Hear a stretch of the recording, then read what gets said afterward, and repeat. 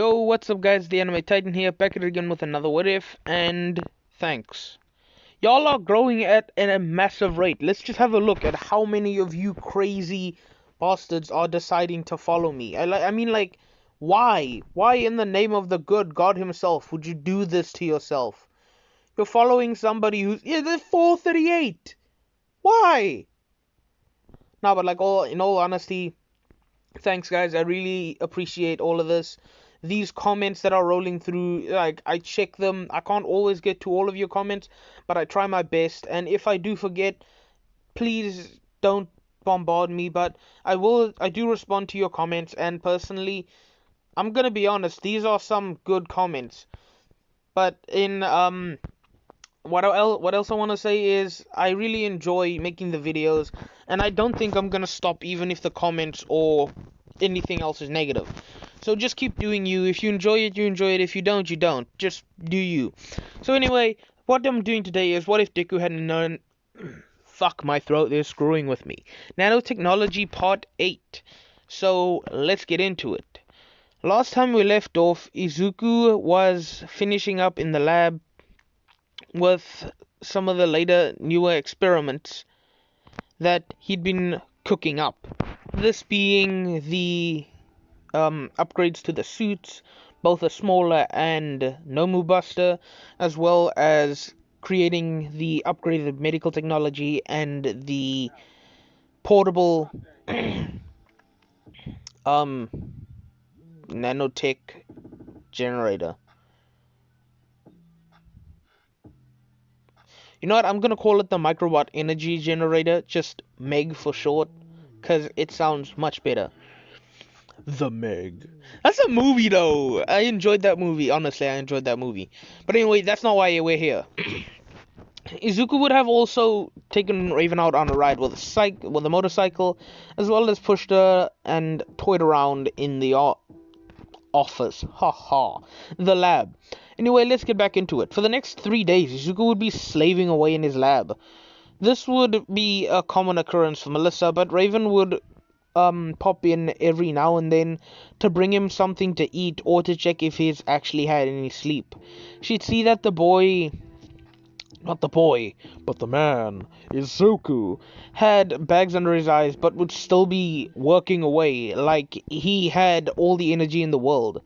Raven would kind of have a bit of a dirty thought at that, if you know what I'm saying. You know, you have all the energy in the world, how long can you go? Haha.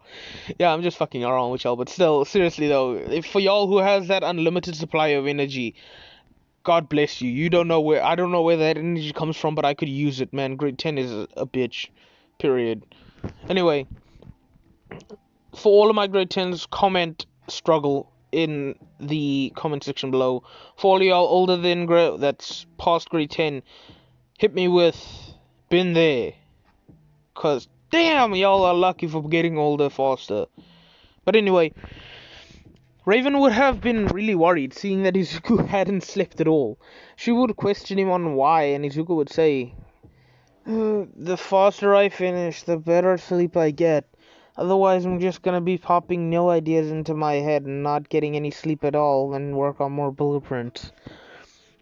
Raven would kinda switch up at this, seeing that even in his sleep the boy is all work.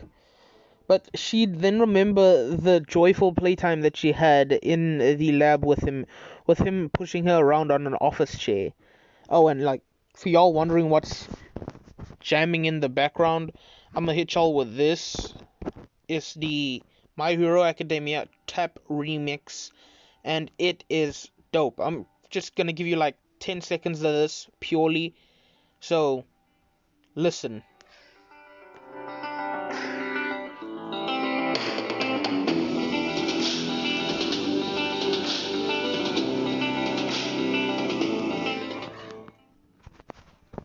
Yeah, for you that want to hear it,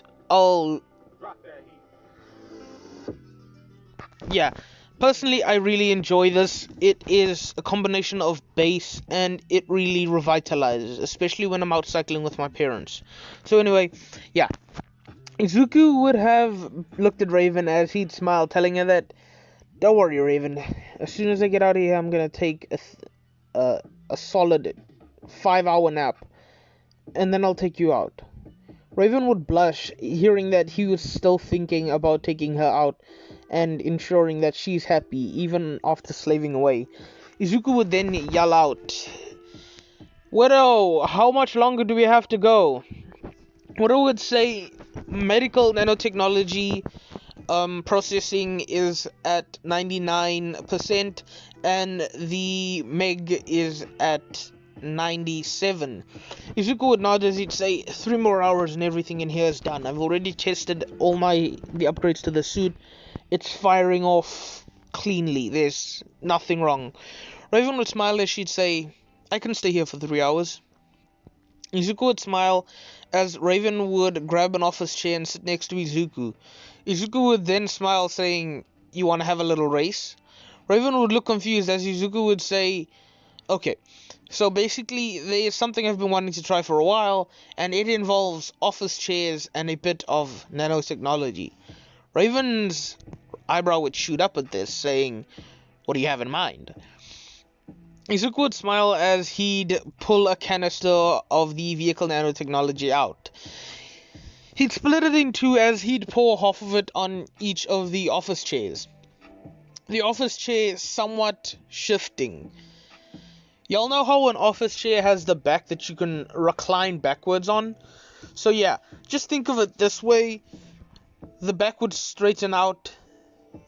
No, the back wouldn't straighten out, but basically the wheels would enlarge just a bit to lift them off a little bit higher off the ground, and a tiny booster would be added to the back, as well as a steering unit for the booster, meaning like a joystick that controls which direction the booster is pointing in order to turn and move. Raven would smile as she'd say, "So you want to race around a lab in office chairs?" Izuku would nod as she would smile, saying, "I'm gonna beat you." Izuku's face would have brightened up, seeing as this was one of the genuine smiles that he barely ever saw on her face. He thought that he finally allowed her to forget a bit about her past. As Izuku and Raven would then start, they'd zoom around the office with these chairs, with Izuku just having a slight edge, seeing as he knows how to better control the technology. Raven would have quickly learned though, as she would be keeping pace with Izuku. And for y'all wondering, how fast are they going? It's an office.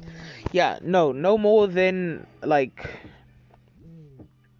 I want to say 5 miles an hour, but that shit is still fast. Let's hit it with 3 kilometers an hour. It's less than a mile, which means they're not moving as fast. So yeah, we at least solid. So they'd be moving at 3 kilometers an hour, which was pretty slow, but still fast for an office, as the two would be zooming around.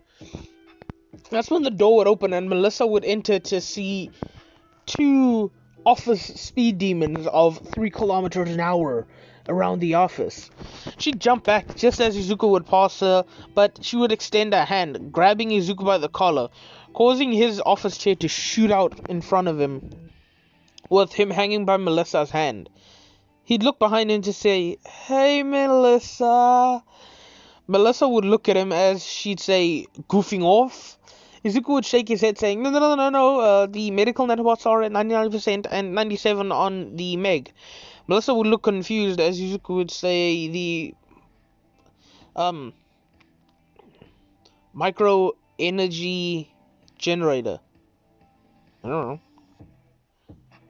You know what? I just thought of something. Like, if I changed the name to portable energy generator, it would be Pig, the same as the car titan from Attack on Titan. So I'm low-key thinking, should I? Cause like, if I'm being honest, like, I got a bit of a what you say, a crush on some of the female titans, which would be Annie, and then I've got basically a bunch of waifus. Like, if it's not too personal, comment down below what your favorite waifu or husbando is. I want to see what some of y'all gonna come up with. But anyway, that doesn't matter. If you want to, you want to. If you don't, you don't. That doesn't matter right now. I'm gonna continue in the anime. I'm actually in a really good mood because I've just gotten back to school and there's no more hardships for me. So yeah, that's why I'm blabbering off today. Anyway, Izuku would say, everything's almost done, just 2.5 hours, then we're good to go, Melissa. Melissa would look at him as she'd say, and mind explaining what this is? Izuku would then say, it's a friendly competition between me and Raven to see who could manipulate office chairs better while racing. Melissa would see that the office chair had ended up ramming into a wall and would just be pushing off against it. Izuku would then look as he'd say, oh yeah, off. As Raven's office chair would stop as well as Izuku's booster turning off. Melissa would then say, and this came from where? Izuku would then say, it's an idea I've been cooking up for a while now, but never really had anybody to try it with, saying as you'd either be out or we'd just be zipping around the office. Melissa would then say, and you thought of this how? Izuku would say, not the race itself, but the chairs. Seeing as we are constantly moving around the office, I just thought that it would give us a bit of an easier time if we didn't have to use our legs the entire time. Melissa would look at him and she'd say, that makes sense, I guess. Just then, Widow would let off a alarm saying, hang on, give me a second, guys, I want to check something. Yeah, so anyway, Widow would yell out, well, not yell out, but say, the medical nanobots has been finished, 100% completion. The microbot energy generator, 98% completed. Izuku would then smile as he'd say, okay, which means, we're almost done here, Melissa. About an hour and a half and there's nothing else we have to do. Melissa would nod as she'd walk through the lab and say that she herself has actually been working on something. Izuku would look at her as he'd ask, what are you talking about, Melissa? I haven't seen you in the lab for weeks. Melissa would then smile saying, well, it's only in the blueprint stage, but I've designed 1 or 2 gadgets. Izuku's eyes would gleam at this as in an instant, faster than Melissa and Raven could see, Izuku would be beside Melissa and would pocket her down.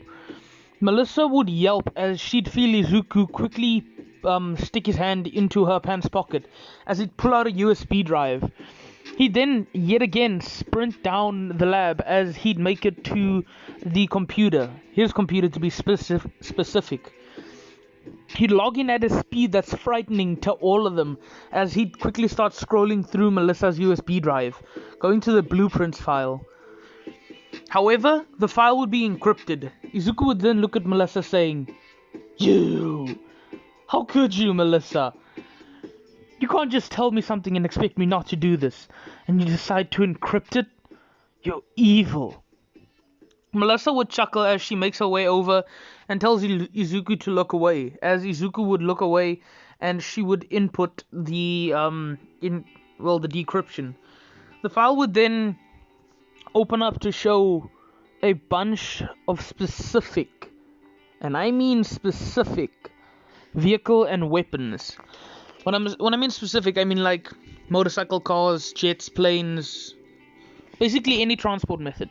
But mainly she would have had a motorcycle, if you guys know like Batman's wingsuit, yeah, that type of glider, and then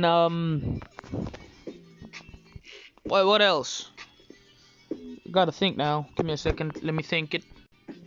Sorry guys, a small booster rocket. If you don't know what a booster rocket is, if y'all check Iron Man's suit in some of the older movies, you'll see that there's a clunky part of Iron Man's back, and whenever he's using a large output of power to fly, you'd see that the pack would open up and small bursts of flames would be coming out. Basically like a jetpack but smaller, which means, yeah, Melissa has that.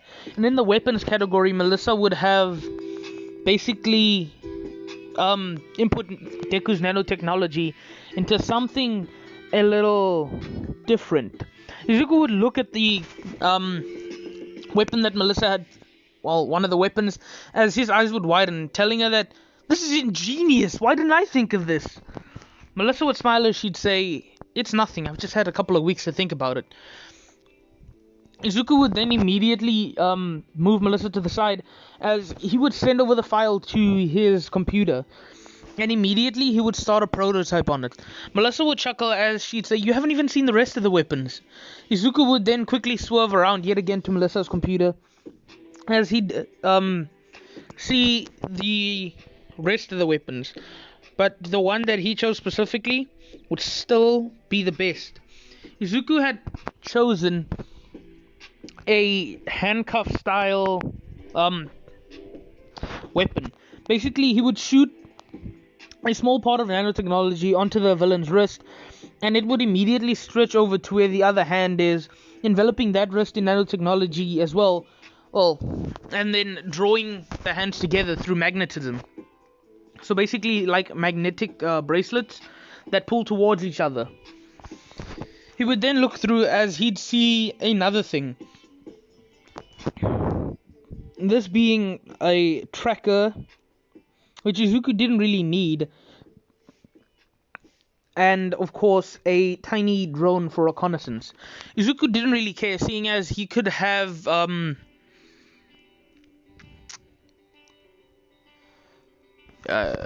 me a second, guys.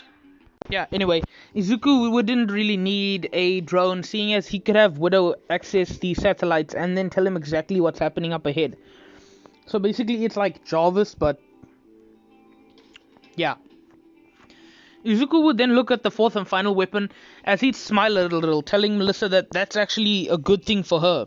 Melissa would look confused as Izuku would say, well, this design that you have, it's like a gauntlet, but it's only specified around the hand, so like a glove.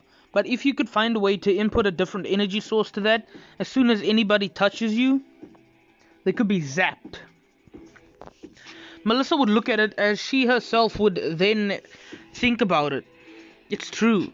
Basically, this weapon would be almost the exact same as a bracelet, only it would extend.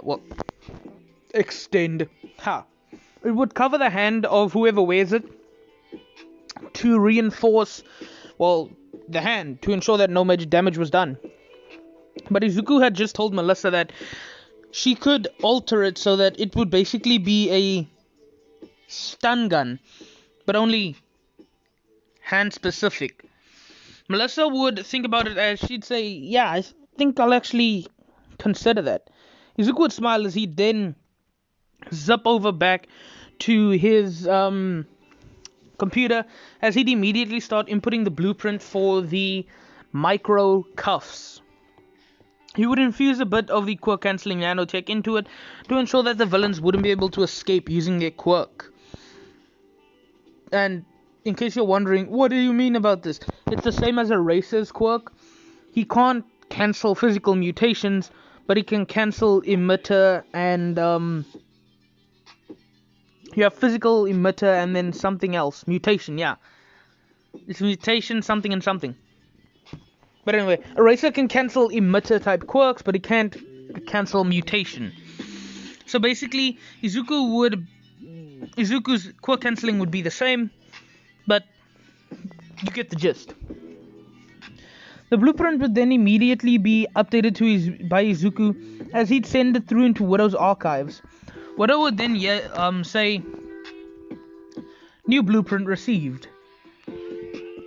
We will commence construction of 3 prototypes in half an hour. Izuku would smile as he'd say that would be the time that it takes for Widow to prepare everything. Melissa would then say, okay, well, anything else that we should worry about? As Izuku would say, no, not really. It's the portables should be done by now, and then we should just start putting them in crates for shipping for the companies. Melissa would then nod as she'd say she's going to go get something for herself to eat. Those two can just spend some more time.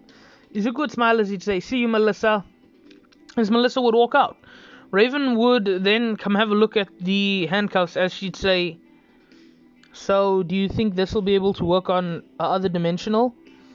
Izuku would say, "We're gonna test out later, but it seems that the quirk cancelling actually cancels your powers. So I think it should." Raven would then nod as Izuku would ask, "Why do you ask?" Raven would reply with, "Sorry for that, but Raven would reply with,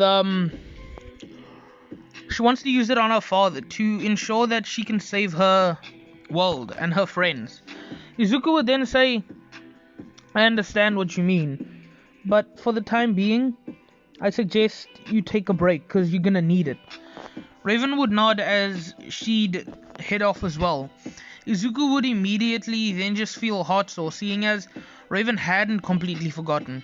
She's just been holding and bottling it up. And this was annoying him for some reason. He couldn't do anything about it anyway, so he just stay there and finish everything up for the night and go out. He'd then go to bed, as the next morning he would wake up and immediately go back to the lab. He'd start the packaging as he would put... Okay, so we're going to have a ratio of, well, 50 to 1. So, basically, for every 50 cases of medical nanotechnology, there will be a single... No, let's have it 25 to 1. No, 25 to 50 or 2 to 1 in an easier set. This way, for every micro energy generator, that's dope still, but whatever.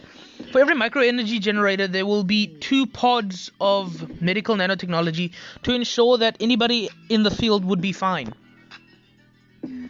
Izuku would begin the packaging as he would set them up in terms of agencies. Like, you got the Ingenium agency, you got the Night Eye agency, you got the Snipe, all that kind of stuff, the pro hero agencies. Depending on the amount of heroes they have in the field is the amount of nanobots and megs they will get. Izuku would smile as he'd finally finish up, just to see Melissa walking in the door. Melissa would look confused at why he's still awake, as Izuku would say, "Oh no, I actually went to bed. I got at least a solid 4 hours of sleep. And then I came back in and finished up the packaging." Melissa would say, "You shouldn't overwork yourself like this."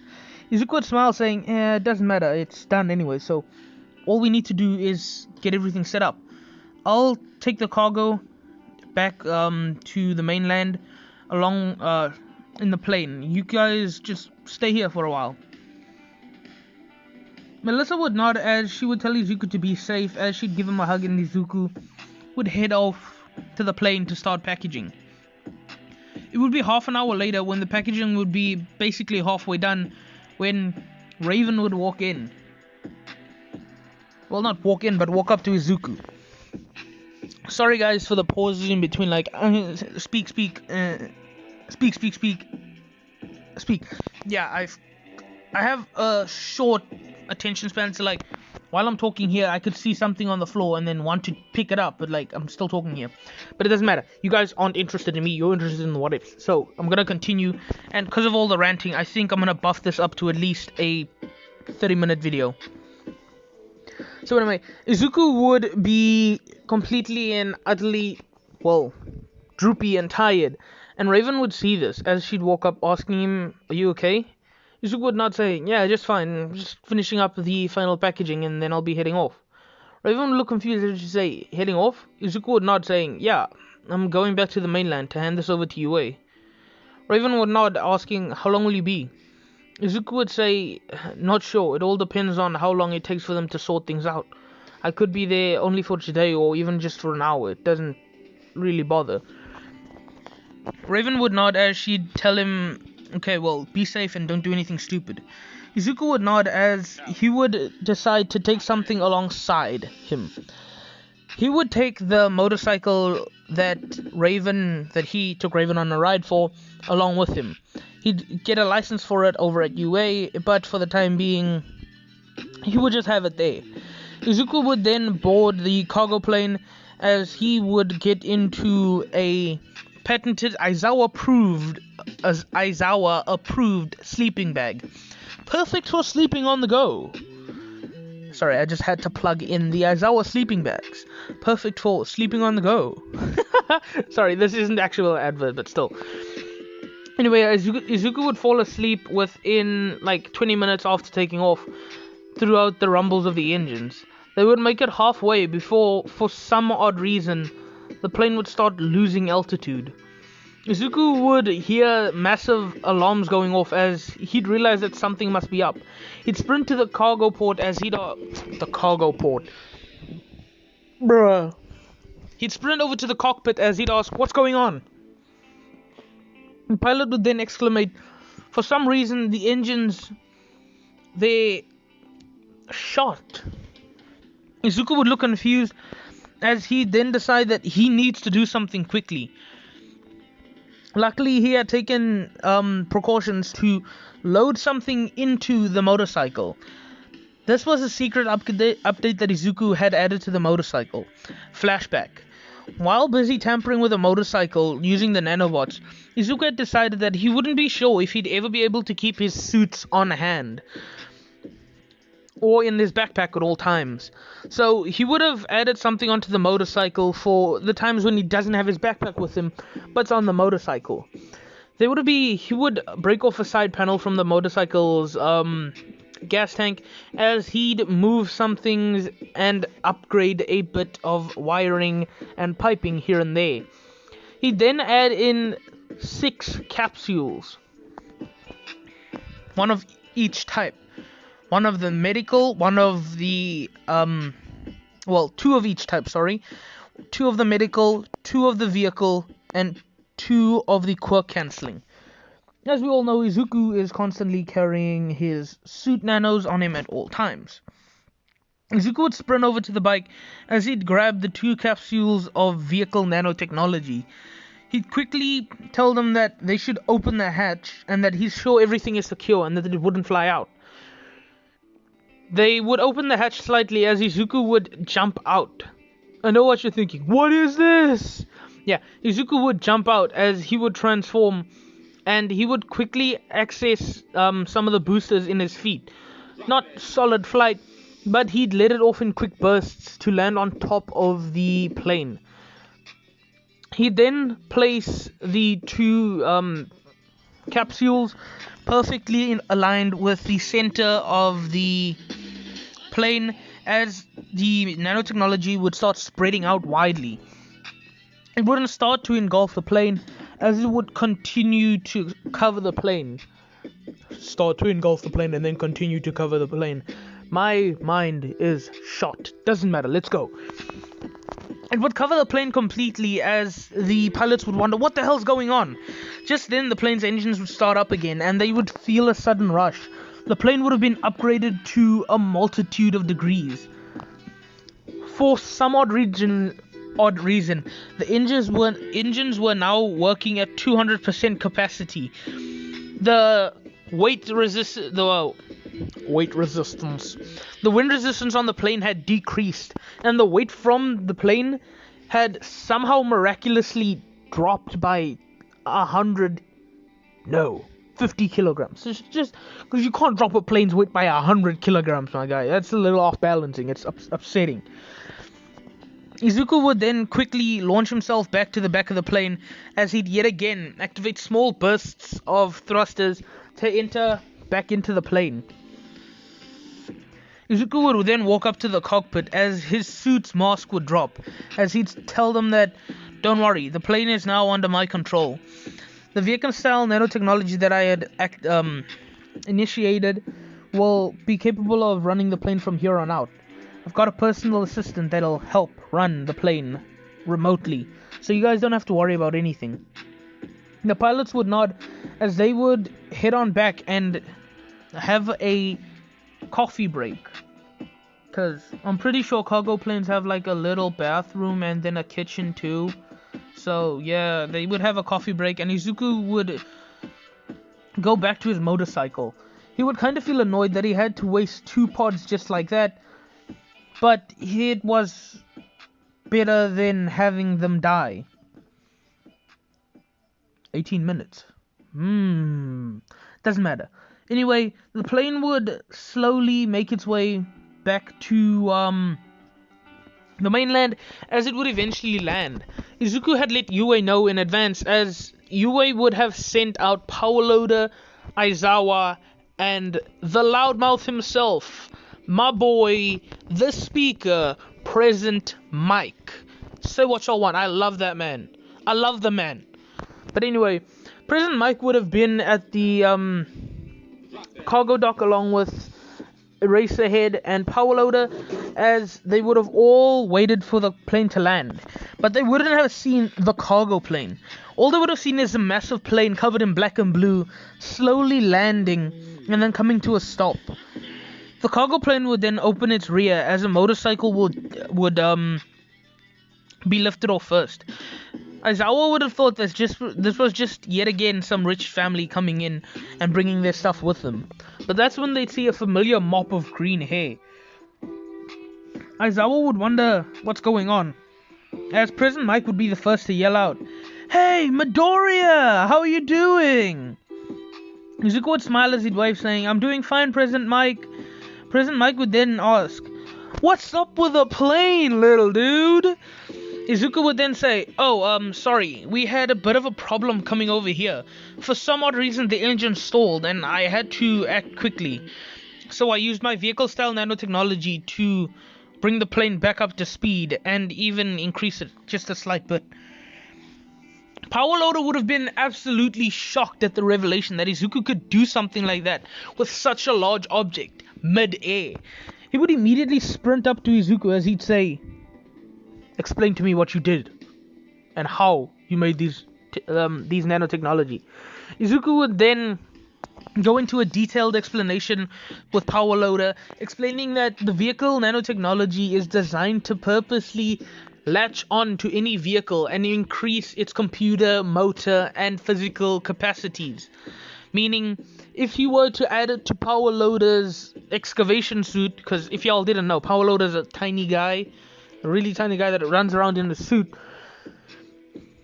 The suit itself would be increased in strength about threefold. Its energy consumption would drop down to less than half of what it already is, and it would be much more nimble and agile. Power Loader's eyes would widen as he'd ask if he could place an order for any of that vehicle nanotechnology. Izuku would smile as he'd say he's planning on giving it to the support companies so that they can apply it to medical vehicles, or just to the